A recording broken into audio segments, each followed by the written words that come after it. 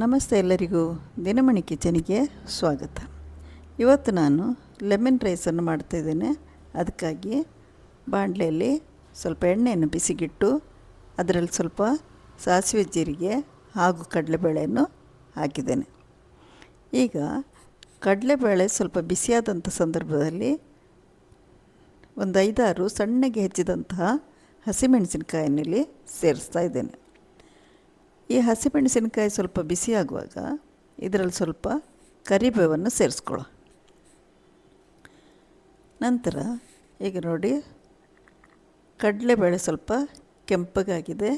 ಈಗ ನಾವು ಇದಕ್ಕೆ ನೀರುಳ್ಳಿಯನ್ನು ಸೇರಿಸ್ಕೊಳ್ಳೋ. ಈ ನೀರುಳ್ಳಿ ಕೂಡ ಸ್ವಲ್ಪ ಕೆಂಪಗಾಗುವಾಗ ಇದರಲ್ಲಿ ಟೊಮೆಟೊವನ್ನು ಸೇರಿಸ್ಕೊಳ್ಳೋ. ಇಲ್ಲಿ ನಾನು 2 ಟೊಮೆಟೊವನ್ನು ಹೆಚ್ಚಿ ತೆಗೆದುಕೊಂಡಿದ್ದೇನೆ. ಇವೆಲ್ಲ ಮಿಶ್ರಣವನ್ನು ಸರಿಯಾಗಿ ಮಿಶ್ರಣ ಮಾಡಿ ಟೊಮೆಟೊ ಬೆಂದಂಥ ಸಂದರ್ಭದಲ್ಲಿ ಇದಕ್ಕೆ ಸ್ವಲ್ಪ ಅರಿಶಿಣ ಹಾಗೂ ಉಪ್ಪನ್ನು ಸೇರಿಸ್ಕೊಳ್ಳೋ.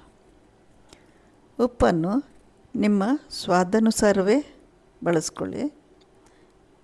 ಇವೆಲ್ಲ ಮಿಶ್ರಣವನ್ನು ಸರಿಯಾದ ರೀತಿಯಲ್ಲಿ ಮಿಶ್ರಣ ಮಾಡಿದ ಮೇಲೆ ತೆಗೆದಿಟ್ಕೊಂಡಂತಹ ಅನ್ನವನ್ನು ಈ ಒಗ್ಗರಣೆಗೆ ಹಾಕ್ಕೊಳ್ಳಿ.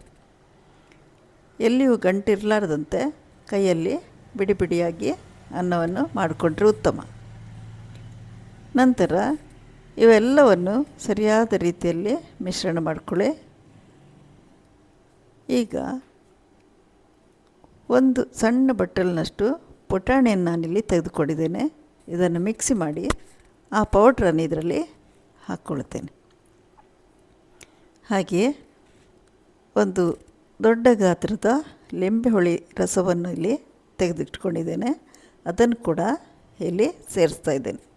ಕೊನೆಯದಾಗಿ ಸ್ವಲ್ಪ ಕೊತ್ತಂಬರಿ ಸೊಪ್ಪನ್ನು ಕೂಡ ಸೇರಿಸಿ ಇವೆಲ್ಲವನ್ನು ಮಂದ ಉರಿಯಲ್ಲೇ ಮಿಶ್ರಣ ಮಾಡಿಕೊಳ್ಬೇಕಾಗ್ತದೆ.